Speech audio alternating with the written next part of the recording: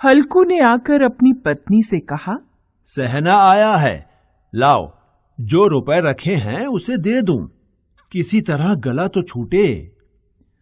मुन्नी झाड़ू लगा रही थी, पीछे फिरकर बोली, 3 ही तो रुपए हैं, दे दोगे तो कंबल कहां से आएगा? माघ पूस की रात खेत में कैसे कटेगी? उससे कह दो फसल पर रुपए दे देंगे, अभी नहीं। हल्कू एक क्षण अनिश्चित दशा में खड़ा रहा। पूस सिर पर आ गया। बिना कंबल के खेत में रात को वह किसी तरह नहीं सो सकता, मगर सहना मानेगा नहीं, घुड़कियां जमाएगा। चाहे जाड़े में मरेंगे पर बला तो सिर से टल जाएगी। यही सोचता हुआ वह अपनी पत्नी के पास गया और खुशामद करके बोला, ला दे दे, गला तो छूटे, कंबल के लिए कोई दूसरा उपाय सोचूंगा।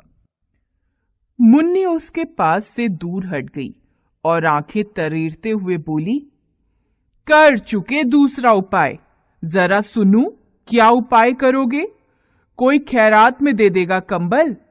मैं कहती हूं तुम खेती छोड़ क्यों नहीं देते? मर मर काम करो और जब फसल हो तो उसे लगान में दे दो। लगान चुकाने के लिए ही तो हमारा जन्म हुआ है। पेट के लिए मजूरी करो, ऐसी खेती से बाज आए। मैं ना दूंगी, ना दूंगी। हल्कू उदास होकर बोला, तो क्या गाली खाऊं? मुन्नी ने तड़प कर कहा, गाली क्यों देगा? क्या उसका राज है? मगर यह कहने के साथ ही उसकी तनी हुई भौहें ढीली पड़ गईं। हल्कू के उस वाक्य में जो कठोर सत्य था, वह मानो एक भयानक जंतु की भांति उसे घूर रहा था। वह जाकर रुपए निकाल लाई और हल्कू के हाथ पर रख दिए। फिर बोली, तुम छोड़ दो अब ये खेती। मजूरी में सुख से एक रोटी खाने को तो मिलेगी, किसी की धौंस तो न रहेगी। ऐसी खेती किस काम की कि मजूरी करके लाओ और उसे भी इसमें झोंक दो, उस पर ये धौंस सहो। हल्कू ने रुपए लिए और इस तरह बाहर चला मानो अपना हृदय निकाल कर देने जा रहा हो। उसने मजूरी से एक एक पैसा काट काट कर 3 रुपए कंबल के लिए जमा किए थे। वे आज निकले जा रहे थे। एक एक पग के साथ उसका मस्तक अपनी दीनता के भार से दबा जा रहा था। पूस की अंधेरी रात, आकाश में तारे भी ठिठुरते हुए मालूम होते थे। हल्कू अपने खेत के किनारे ऊख के पत्तों की छतरी के नीचे बांस के खटोले पर अपनी पुरानी सूती चादर ओढ़े पड़ा कांप रहा था। खाट के नीचे उसका संगी कुत्ता जबरा पेट में मुंह डाले सर्दी से कूं कूं कर रहा था। दोनों में से एक को भी नींद नहीं आ रही थी। हल्कू ने घुटनों को गर्दन में चिपकाते हुए कहा, क्यों जबरा, जाड़ा लगता है? कहता तो था घर में पुआल पर लेटा रहे। तू यहाँ क्या लेने आया था? खाओ ठंड, मैं क्या करूं? जानते थे मैं यहाँ हलवा पूरी खाने आ रहा हूँ। दौड़े दौड़े आगे आगे चले आए। अब रो नानी के नाम को। जबरा ने पड़े पड़े दुम हिलाई और अपनी कूकू को दीर्घ बनाता हुआ एक बार जम्हाई लेकर चुप हो गया। उसकी श्वान बुद्धि ने शायद ताड़ लिया कि स्वामी को मेरी कूकू से नींद नहीं आ रही है। हल्कू ने हाथ निकालकर जबरा की ठंडी पीठ सहलाते हुए कहा, कल से मत आना मेरे साथ, नहीं तो ठंडे हो जाओगे। यह पछुआ न जाने कहां से बर्फ लिए आ रही है। किसी तरह बस रात कट जाए। यह खेती का मजा है और एक एक भाग्यवान ऐसे पड़े हैं जिनके पास जाड़ा जाए तो गर्मी से घबरा कर भागे। मोटे गद्दे, लिहाफ, कंबल तकदीर की खूबी है। मजूरी हम करें, मजा दूसरे लूटें। जबरा ने हल्कू के मुंह की ओर देखा। हल्कू आज और जाड़ा खा ले। कल से यहाँ मैं पुआल बिछा दूंगा, उसी में घुसकर बैठना, तब जाड़ा न लगेगा। जबरा ने अपने पंजे उसके घुटनियों पर रख दिए और उसके मुंह के पास अपना मुंह ले गया। हल्कू को उसकी सांस गर्म लगी। हल्कू निश्चय करके लेटा कि चाहे कुछ भी हो, अब सो जाऊंगा। पर एक क्षण में ही उसके हृदय में कंपन होने लगा। कभी इस करवट लेटता, कभी उस करवट, पर जाड़ा किसी पिशाच की भांति उसकी छाती को दबाए हुए था। जब किसी तरह न रहा गया, उसने जबरा को धीरे से उठाया और उसके सिर को थपथपाकर उसे अपनी गोद में सुला लिया।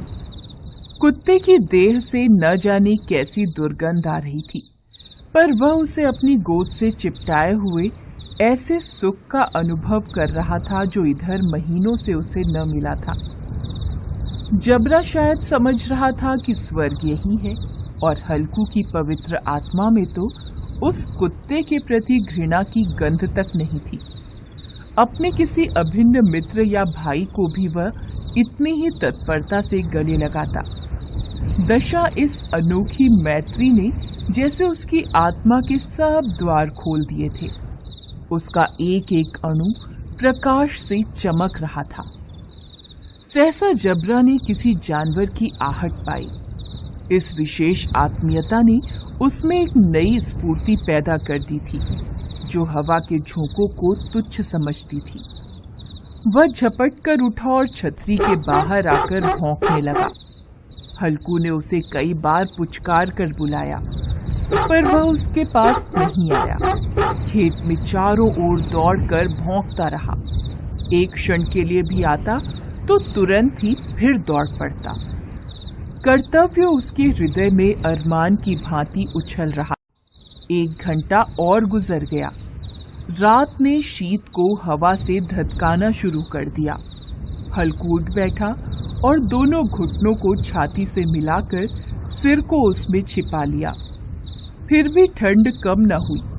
ऐसा जान पड़ता था सारा रक्त जम गया है और धमनियों में रक्त की जगह हिम बह रहा है। उसने झुककर आकाश की ओर देखा कि अभी कितनी रात बाकी है। सप्तर्षि अभी आकाश में आधे भी नहीं चढ़े। ऊपर आ जाएंगे तब कहीं सवेरा होगा। अभी पहर भर से ऊपर रात है।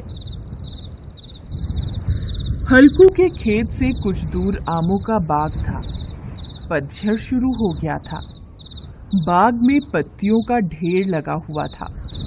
हल्कू ने सोचा चलकर पत्तियां बटोरूं और उन्हें जलाकर खूब तापूं। रात को कोई मुझे पत्तियां बटोरते देखे तो समझे कोई भूत है, कौन जाने कोई जानवर ही छिपा बैठा हो। मगर अब जाड़े में भी तो बैठे नहीं रहा जाता। उसने पास के अरहर के खेत में जाकर कई पौधे उखाड़ लिए और उनसे एक झाड़ू बनाकर हाथ में सुलगता हुआ उपला लिए बगीचे की तरफ चला। जबरा ने उसे आते देखा तो पास आया और दुम हिलाने लगा। हल्कू ने कहा, अब तो नहीं रहा जाता जबरू, चलो बगीचे में पत्तियां बटोर कर तापें, अभी तो रात बहुत है। जबरा ने कूं कूं करके सहमति प्रकट की और आगे आगे बगीचे की ओर चला। बगीचे में घुप अंधेरा छाया हुआ था और उस अंधकार में निर्दय पवन पत्तियों को कुचलता हुआ चला आता था। वृक्षों से ओस की बूंदें टप टप नीचे टपक रही थीं। हल्कू ने आग जमीन पर रख दी और पत्तियां बटोरने लगा। जरा देर में पत्तियों का ढेर लग गया। हाथ ठिठुरे जाते थे, नंगे पांव गले जाते थे और वह पत्तियों का पहाड़ खड़ा कर रहा था। थोड़ी देर में अलाव जल उठा। उसकी लौ ऊपर वाले वृक्ष की पत्तियों को छू छू कर भागने लगी। हल्कू अलाव के सामने बैठा ताप रहा था। उसने दोनों पांव फैला दिए, मानो ठंड को ललकार रहा हो। तेरे जी में जो आए सो कर। ठंड की असीम शक्ति पर विजय पाकर वह विजय गर्व को हृदय में छिपा न सकता था। उसने जबरा से कहा, क्यों जब्बर, अब तो ठंड नहीं लग रही है? जब्बर ने कूं कूं करके मानो कहा, अब क्या ठंड लगती ही रहेगी। पहले से यह उपाय न सूझा, नहीं तो इतनी ठंड क्यों खाते। जबरा ने पूंछ हिलाई। पत्तियां जल चुकी थीं। बगीचे में फिर अंधेरा छा गया था। राख के नीचे कुछ कुछ आग शेष थी, जो हवा का झोंका आ जाने पर जरा जाग उठती थी, पर एक क्षण में फिर आंखें बंद कर लेती थी। हल्कू ने फिर चादर ओढ़ ली और गरम राख के पास बैठा हुआ एक गीत गुनगुनाने लगा। उसके बदन में गर्मी आ गई थी, पर ज्यों-ज्यों शीत बढ़ता जाता था, उसे आलस्य दबाए लेता था। जबरा जोर से भौंककर खेत की ओर भागा। हल्कू को ऐसा मालूम हुआ कि जानवरों का एक झुंड उसके खेत में घुस आया है। शायद नीलगायों का झुंड था। उनके कूदने और दौड़ने की आवाजें साफ कान में आ रही थीं। फिर ऐसा लगा कि वे खेत में चर रही हैं। उनके चबाने की आवाज सुनाई देने लगी। उसने दिल में कहा, नहीं, जबरा के होते जानवर खेत में नहीं आ सकता, वह नोच ही डालेगा। मुझे भ्रम हो रहा है।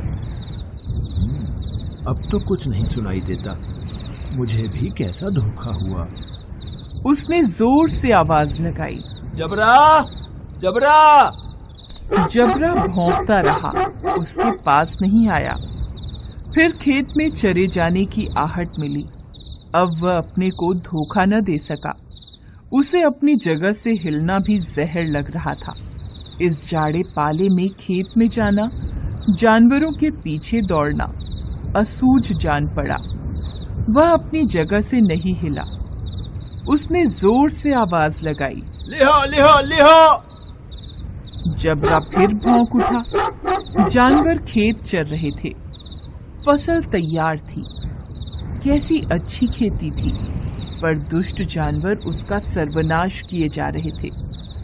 हल्कू पक्का इरादा करके उठा, पर 2-3 कदम पर एकाएक हवा का ऐसा ठंडा, चुभने वाला, बिच्छू के डंक सा झोंका लगा कि वह फिर बुझते हुए अलाव के पास आ बैठा और राख कुरेद कर अपनी ठंडी देह को गरमाने लगा। जबरा अपना गला फाड़े डालता था। नील गाय खेत का सफाया किए डालती थी और हल्कू गरम राख के पास शांत बैठा हुआ था। अकर्मण्यता ने रस्सियों की भांति उसे चारों ओर से जकड़ रखा था। उसी राख के पास गरम जमीन पर वह चादर ओढ़कर सो गया। सवेरे जब उसकी आंख खुली तब चारों ओर धूप फैल गई थी और मुन्नी कह रही थी, क्या आप सोते ही रहोगे? तुम यहां आकर रम गए और उधर सारा खेत चौपट हो गया। हल्कू ने उठकर कहा, क्या तू खेत से होकर आ रही है? मुन्नी बोली, हां, सारे खेत का सत्यानाश हो गया। भला ऐसा भी कोई सोता है? यहां मड़ैया डालने से क्या लाभ हुआ? हल्कू ने बहाना बनाया, मैं मरते मरते बचा, तुझे अपने खेत की पड़ी है। पेट में ऐसा दर्द हुआ कि मैं ही जानता हूं। दोनों खेत की दशा देख रहे थे। मुन्नी के मुंह पर उदासी छाई थी, पर हल्कू प्रसन्न था। मुन्नी ने चिंतित होकर कहा, अब मजूरी करके मालगुजारी भरनी पड़ेगी। हल्कू ने प्रसन्न मुख से कहा, रात की ठंड में यहां सोना तो नहीं पड़ेगा।